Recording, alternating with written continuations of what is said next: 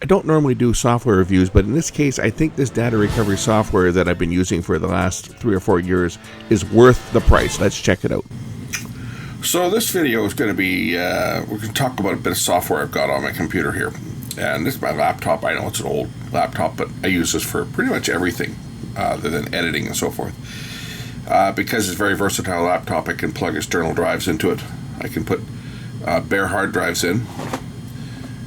And I've got on the right side of it, I've got an external disk drive that I can just slap a regular standard 2.5-inch hard drive in, and it gives me a drive. I could also put a DVD burner in there, which I have somewhere around here. I've got a DVD burner for this. I haven't used it in years. I use the secondary hard drive. That's why I hang on to this old computer.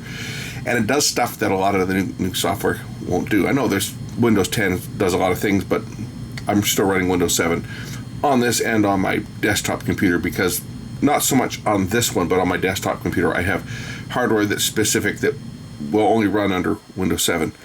There's no drivers available. People keep saying, why don't you upgrade to Windows 10? Well,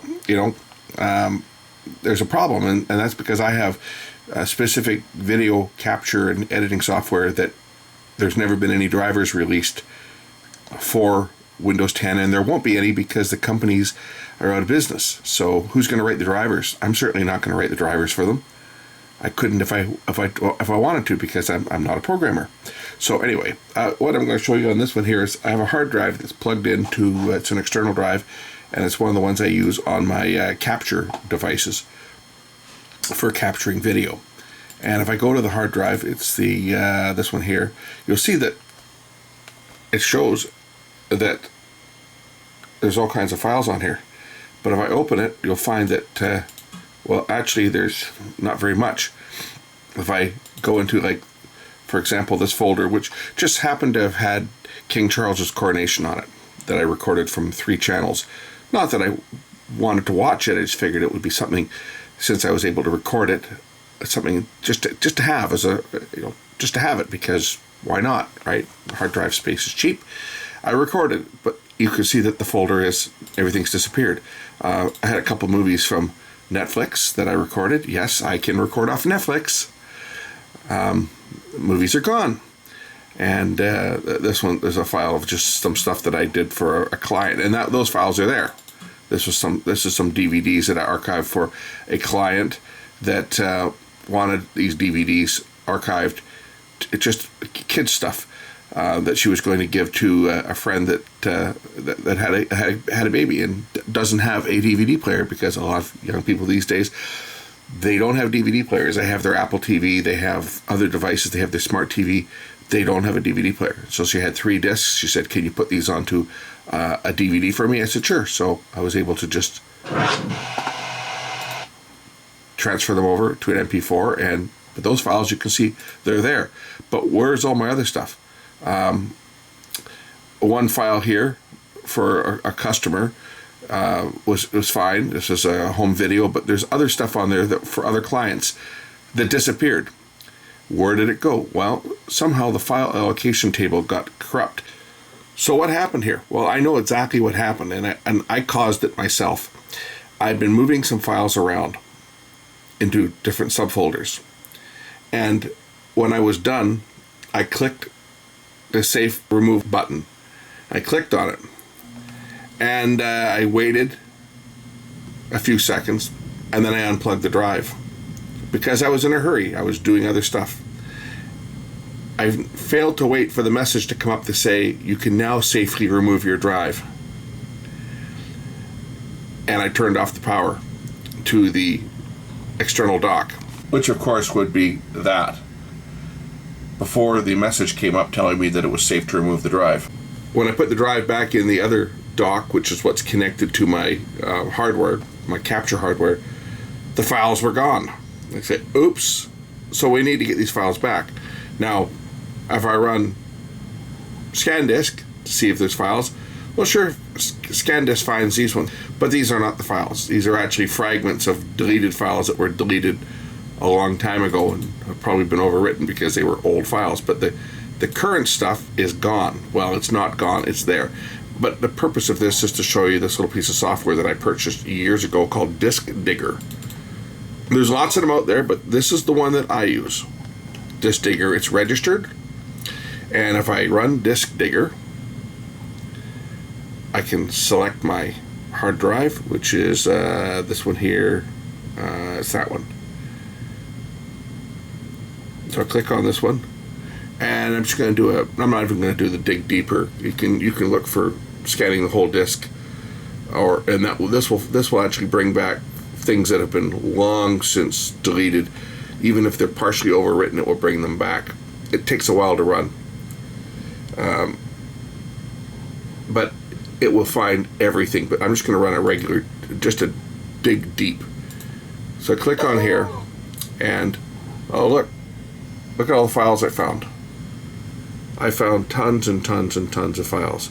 It's found a few down here that are overwritten, and that's because they were deleted a long time ago.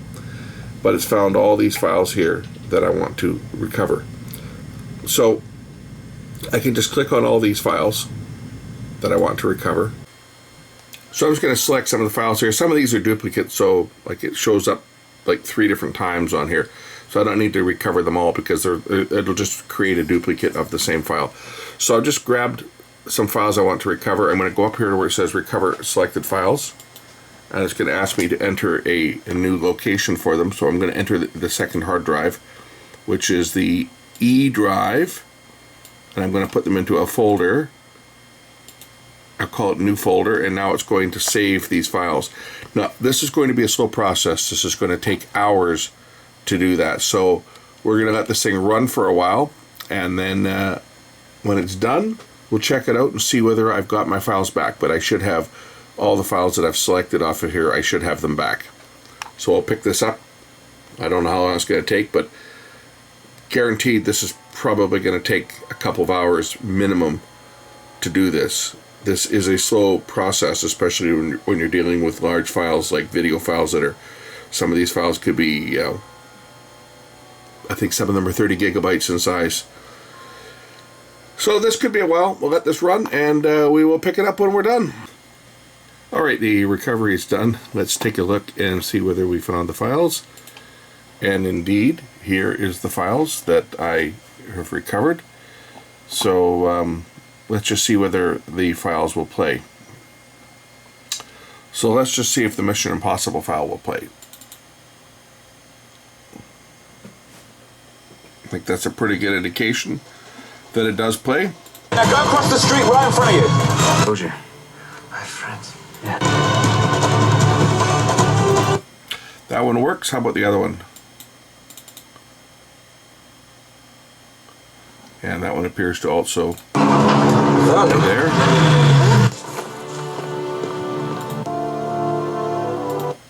That one works. How about Jack Reacher? How's Jack Reacher going to play?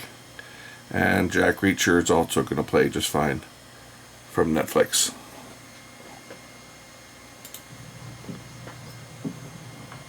Car. You're old enough.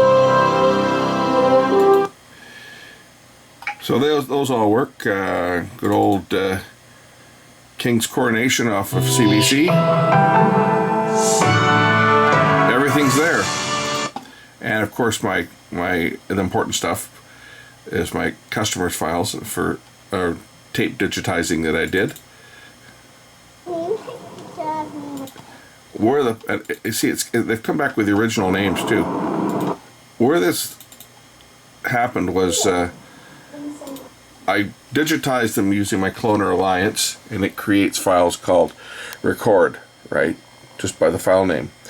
And what I was doing is I take the drive out from the recorder and I put it on the computer, and I rename the files to the tape name that the client sent me, so that I can send them their USB stick or download it to them based on the name of their tape. So because the Cloner Alliance doesn't have any means to rename, it just creates a file name called record, 001, 002, etc., etc., etc. I took it out and put it in my desktop computer so that I could rename them, so that I could then copy the files to a USB stick. And it was in that renaming process when I was organizing them into a folder and renaming it for the client, that I didn't give the computer enough time to completely write out the file location table before I shut off the power, and lost it. So this has saved me hours of having to recapture, because I've still got the tapes, right? So if I hadn't been able to recover the files, I would have to re-record all these tapes again. But this has saved me having to do that. It's software I would highly recommend. If you lose files, chances are you're going to get them back. It's called DiskDigger. It's the one that I have found that actually does what it says it's going to do. It's relatively inexpensive to buy, and I get updates and so forth from them. It runs on everything, so it's certainly is a program I would highly recommend. DiskDigger.